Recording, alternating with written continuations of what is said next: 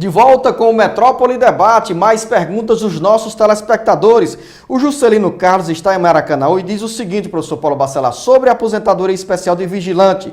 Quando completar 25 anos de serviço, ele pode dar entrada com o pedido de aposentadoria ou tem que esperar a idade certa, ou seja, 35 anos de contribuição? Olha, Zanu, a questão do vigilante é complicada, porque hoje não tem mais aposentadoria para o vigilante especial. Teria que ser 35 anos de contribuição. Agora, se ele comprovar através do PPP algum agente nocivo, químico, físico ou biológico, não pela questão somente de ser vigilante, mas ele trabalhar numa fábrica, por exemplo, é vigilante de uma fábrica que tem ruído a noite inteira. Então, ele tem um agente físico, que é o ruído, que está exposto, e ele vai ter direito à aposentadoria aos 25 anos. Mas se for um vigilante de uma empresa que não tenha nenhum agente nocivo, ele não terá direito a essa aposentadoria especial, somente aos 35. Francisco Márcio Pinho de Souza, de Maracanaú. Ele pergunta, se uma pessoa adquirir no trabalho bursite ou tendinite, a empresa pode demitir esse funcionário?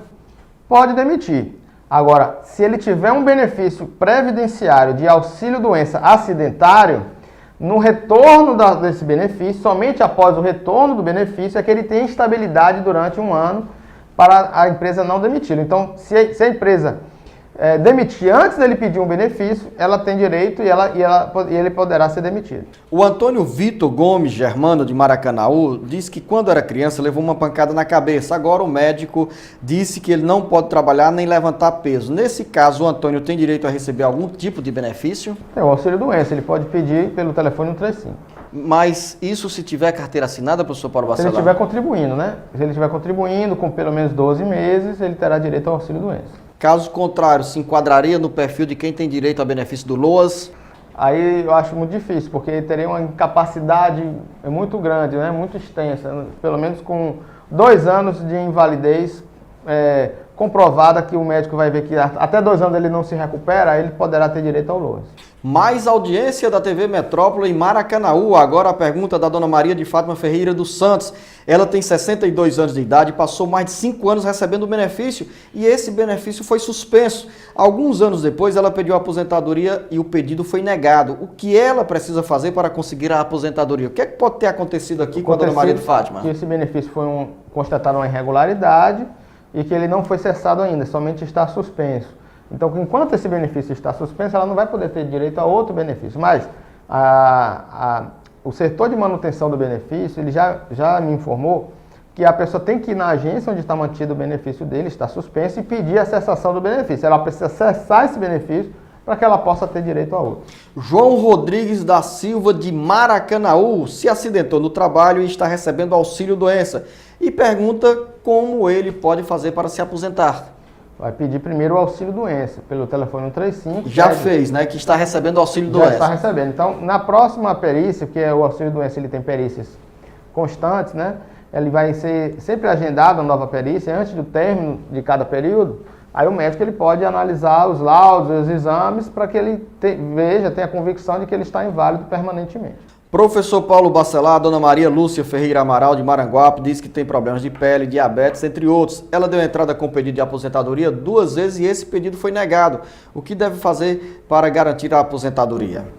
Olha, tem que entrar com um recurso administrativo, então procurar a justiça para saber se ela tem direito a esse benefício. Um telespectador da cidade de Pacatuba, que se identifica com o nome de Barbosa, ele faz a seguinte pergunta. Ele disse que fez uma cirurgia e tirou licença depois das férias.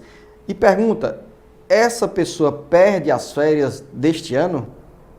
Se ele tiver licença acima de 6 meses, ficar afastado pelo INSS, de 6 meses em diante, ele perde as férias. Porque aí a própria CLT diz que se tiver benefício previdenciário de auxílio-doença por 6 meses, ele perde o direito às férias. Luciano Bernardino da Silva, de Cascavel, trabalhou durante 6 anos em uma empresa e saiu com problemas de hérnia de disco. Está com perícia marcada. Se for negado esse benefício, ele pode recorrer? Pode recorrer até 30 dias depois do indeferimento. Ao próprio INSS, Ao próprio INSS, que irá encaminhar para as juntas de recurso da Previdência Social. Aurilene, quem é pensionista pode se casar? Pode, não tem problema nenhum. Somente antigamente, as pensões anteriores a 91, que é da Lei 8.213, que se casasse perderia a pensão, mas hoje não. Professor Paulo Bacelar, um telespectador ou telespectadora que não quis se identificar, diz que trabalhou durante 2 anos como jovem aprendiz em uma empresa terceirizada. Eu tenho direito ao seguro-desemprego?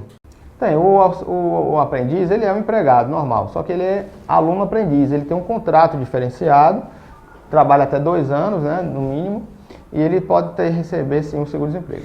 Eli Flávio, tive a carteira queimada e a empresa já não existe mais. Como fazer para provar para o INSS que trabalhei nesse período?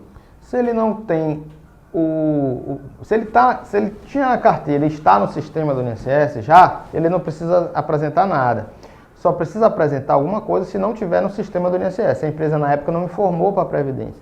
Se ela não informou, ele pode ir na Caixa Econômica Federal, tirar o extrato do FGTS, que deve constar lá a empresa que ele trabalhou. Mais uma pergunta sem autoria identificada. Olá, boa noite ou boa tarde. Eu trabalho em uma empresa imobiliária, no fim do ano vai fazer 2 anos. Eu não tenho uma carteira assinada. Se eu entrar com uma ação trabalhista na justiça, eu posso exigir meus direitos? Tipo férias, 13º, etc. Se puder me responda, ficarei muito grata. É uma telespectadora que não se identificou. Com certeza, você pode entrar com essa ação que irá ser concedido o seu benefício.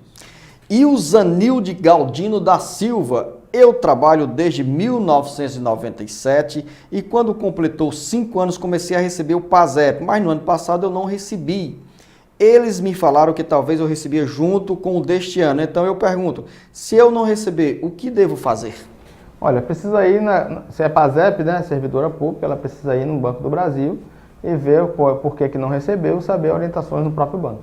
Pergunta da dona Antônia Silva. Gostaria de saber por que eu ainda não consegui receber a minha aposentadoria. Sou deficiente visual, já dei 3 entradas ou dei entrada 3 vezes no LOAS. Já recorri com o advogado, o juiz deu a causa ganha, mas o INSS negou. Eu gostaria de saber se é por causa da renda do salário da minha mãe aposentada pelo Fundo Rural. Gostaria de tirar essa dúvida, pois já contribuí 3 vezes. Aqui tem LOAS e INSS. O LOAS não é um benefício pago pelo INSS. Não, então por isso que a renda familiar ela é contada, porque se fosse previdenciário, bastava que ela tivesse contribuído. E com certeza a renda dela da aposentadoria rural, mesmo sendo de um salário mínimo só, o INSS indefere, porque aí, dividindo aí o salário mínimo por 2, vai dar mais do que 1/4 do salário mínimo. Só que na justiça tem concedido. E o INSS negou, não. Se o juiz deu, o INSS é obrigado a implementar o benefício. Professor Paulo Bacelar, tem uma pergunta de um telespectador que usa o nome fictício para não receber nenhuma represália da empresa onde ele trabalha. O Paulo, nome fictício, trabalha no Porto do Peçanha. O gerente de operações da empresa APM Terminais está obrigando os funcionários a fazerem um percurso de 2,5 km para poder bater o ponto dentro do porto. Tem um relógio de ponto na entrada do porto e um dentro do porto. Eles estão batendo ponto 10 minutos mais cedo. E pergunta, isso é correto? Eles têm direito a alguma coisa somando esses 10 minutos por dia? O relógio de ponto dentro do terminal não emite o sinal de que o ponto foi batido. E o de fora do terminal, sim. Nas outras empresas, o ponto é batido no relógio do lado de fora do porto, mas somente a APM, corrigindo, a APM, exige que seja batido o ponto no relógio de dentro. Olha, a CLT, ela garante que no período mínimo de 10 minutos, você pode gastar entre o período que você bate. Mas, se você chega no porto e só bate o ponto dentro, ele está andando 2,5 km depois, né? Então, seria ilegal, porque ele estaria já dentro da sua atividade. Na hora que ele entra no porto, ele já está, no seu contrato de trabalho já está vigente. Né, o seu dia, né, a sua jornada de trabalho já começa. Esse percurso que ele está entrando ele está perdendo, se ele passar 10 minutos da portaria, ele já estaria contando como tempo de trabalho. Por isso que a empresa está fazendo esse tipo de arrumação, para que ele bata o ponto somente lá dentro, para que ele não ganhe, né, esse período que ele vai passar aí entre a entrada e a batida do ponto. Estaria ilegal, com certeza. Com essa expulsão, essa explicação do professor Paulo Bacelar, estamos encerrando mais uma edição do Metrópole Debate. Professor Paulo Bacelar, muito obrigado. Obrigado aos nossos telespectadores pela confiança depositada na TV Metrópole e no Metrópole Debate. A gente volta na próxima edição com informações na área previdenciária.